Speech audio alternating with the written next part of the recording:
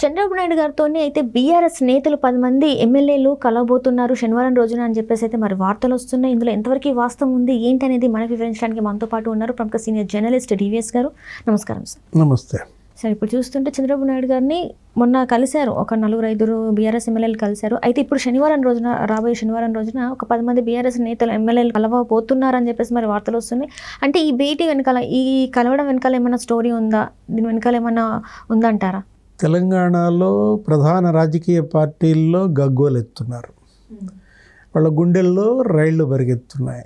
ఎందుకంటే నిన్న ఎన్టీఆర్ భవన్లో చంద్రబాబు మీటింగ్ పెట్టినప్పుడు పెద్ద ఎత్తున తెలంగాణ టీడీపీ శ్రేణులంతా అక్కడికి వచ్చారు. మొన్న తెలంగాణ సీఎం రేవంత్ రెడ్డితో ఏపీ సీఎంగా విభజన సమస్యలపైన ఇరు రాష్ట్రాలు ఎలా అభివృద్ధి చెందాలి, అటు కేంద్రం నుంచి నిధులు ఎలా రాబట్టుకోవాలని సమావేశానికి ఆయన వచ్చాడు. ఆ సమావేశం అయిపోయిన తర్వాత మరుసటి రోజు ఎన్టీఆర్ భవన్లో తన పార్టీ నాయకులంతా కలిశారు. తెలంగాణ టీడీపీ వాళ్ళంతా మొదటిసారి చంద్రబాబు హైదరాబాద్ వచ్చారు. ఏది సీఎంగా బాధ్యతలు చేపట్టిన తర్వాత తొలిసారి హైదరాబాద్కు వచ్చినటువంటి చంద్రబాబుకి ఘన స్వాగతం. ఆ వర్షంలో కూడా నీకు బేగంపేట ఎయిర్పోర్ట్ నుంచి ఆ జూబ్లీ హిల్స్లో ఆయన ఇంటి దాకా వెళ్ళటానికి 5-6 గంటలు పట్టింది.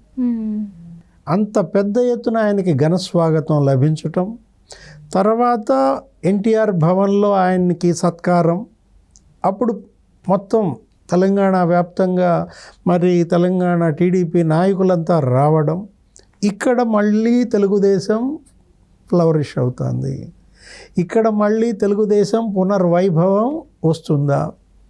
గుండెల్లో రైళ్ళు అంటే అదే. అంటే వీళ్ళందరికీ కూడా తెలుగుదేశం అంటే ఇప్పటికీ భయం పోలేదని, ఎప్పుడైనా మళ్ళా తెలుగుదేశం అది పూర్తిగా పునర్జీవం జరుగుతుందన్న బెంబేలెత్తుతున్నారు. ఎందుకంటే అది జరిగిన వెంటనే ఏంటి, మరుసటి రోజు బీఆర్ఎస్ మాజీ ఎమ్మెల్యేలు ఇంటికి వచ్చి కలిశారు. ఎవరు? అరికపూడి, గాంధీ, ప్రకాష్ గౌడ్, వీళ్ళంతా కూడా. వాళ్ళెవరు? గతంలో తెలుగుదేశం ఎమ్మెల్యేలు, తెలుగుదేశంలో పుట్టినటువంటి వాళ్ళంతా కూడా. తర్వాత ఏం చేశారు? కేసీఆర్ ఆపరేషన్ ఆకర్ష్కి గురయ్యారు. అటు పార్టీ మారిన పరిస్థితుల్లో ఏం జరిగింది నీకు? కంప్లీట్గా వీళ్ళు కూడా ఇప్పుడు మళ్ళా తెలుగుదేశం వైపు చేరతారా? టీడీపీ వైపు బీఆర్ఎస్ ఎమ్మెల్యేల చూపు అనేది వాళ్ళు నడుస్తోంది. సరే, అది అయిపోయింది. రేపు శనివారం అంటున్నాను, నువ్వేంటి 10 మంది బీఆర్ఎస్ మాజీలంతా ఉండవల్లి నివాసానికి వెళ్ళి చంద్రబాబుని కలవబోతున్నట్టు ఆయన అపాయింట్మెంట్ అడిగారని కూడా అన్న నేపథ్యంలో ఎవరా 10 మంది? వాళ్ళల్లో ఎవరెవరు ఉన్నారు? మాగంటి గోపీనాథ్ ఉన్నాడా? వివేకానంద గౌడ్ ఉన్నాడా?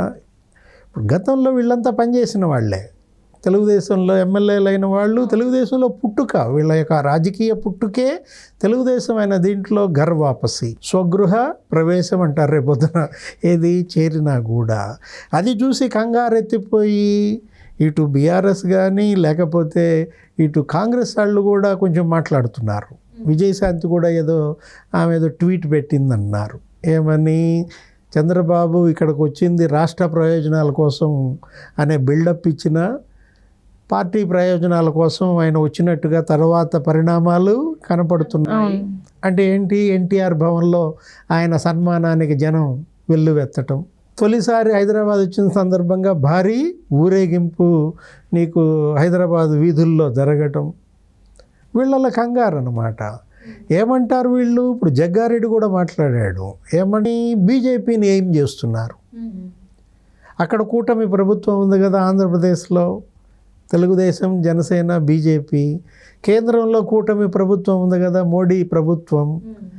ఇప్పుడు తెలంగాణలో కూడా కూటమి ప్రభుత్వం ఏర్పాటుకు తెలుగుదేశం, బీజేపీ, జనసేన ఏకమవుతున్నాయి అని కంగారెత్తుతున్నారు.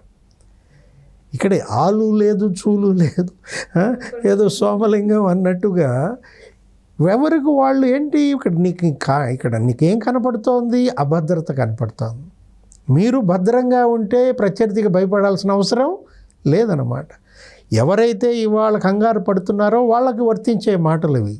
విజయశాంతి కానీ జగ్గారెడ్డి కానీ వీళ్ళు ఇలాంటి మాటలు మాట్లాడటం వల్ల కాంగ్రెస్ అభద్రతలో ఉంది అనేది ప్రజల్లోకి సందేశం వాళ్ళే పంపిస్తున్నారు.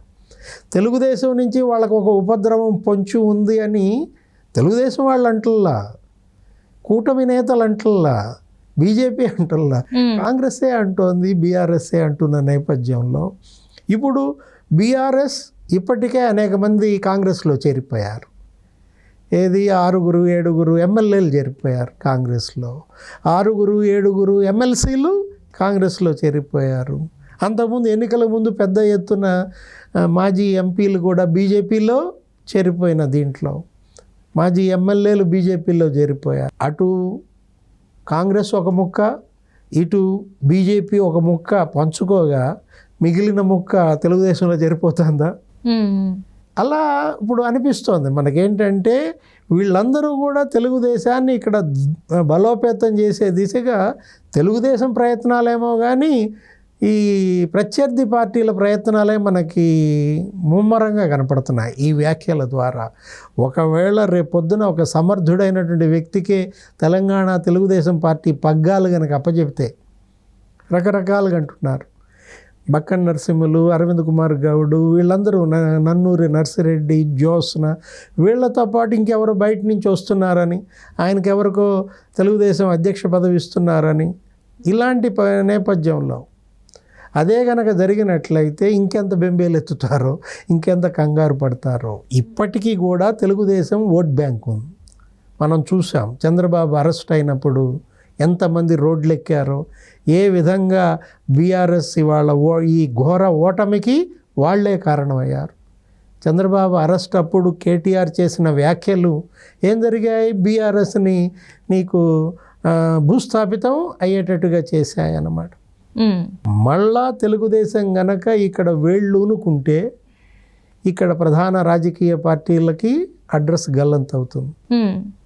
అంటే ఇక్కడ చూస్తున్నట్టయితే ఇక్కడ ఈ ఎప్పుడైతే అసెంబ్లీ ఎన్నికల్లో అయితే వాళ్ళు టీడీపీ పార్టిసిపేట్ చేయలేదు. ఇప్పుడు జిహెచ్ఎంసీ ఎన్నికల్లో అంటే అక్కడ పార్టిసిపేట్ చేయడానికి ఇప్పటి నుంచెల్లే కింది స్థాయి నుంచి చేస్తున్నారని అనుకోవచ్చా సార్? మరి అంటే ప్రజల యొక్క ఆకాంక్షలు, కార్యకర్తల యొక్క కష్టం, వాళ్ళ నాయకుడిని మరి రేపొద్దున స్థానిక సంస్థల ఎన్నికల్లో పోటీ చేయాలని ఒత్తిడి చేసినట్లయితే దిగొచ్చు.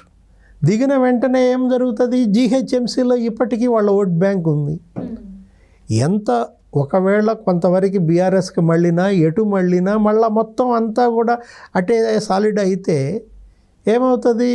బీఆర్ఎస్, కాంగ్రెస్ అందరూ నష్టపోయే అవకాశం ఉంది. ఇప్పటికీ ఖమ్మంలో కానీ మనం చూసాం 2014లో విభజన అప్పుడు కూడా మరి 17 మంది ఎమ్మెల్యేలు గెలిచారు. కాకపోతే వాళ్ళందరినీ అతను లాగేసుకున్నాడు. ఎవరు? కేసీఆర్.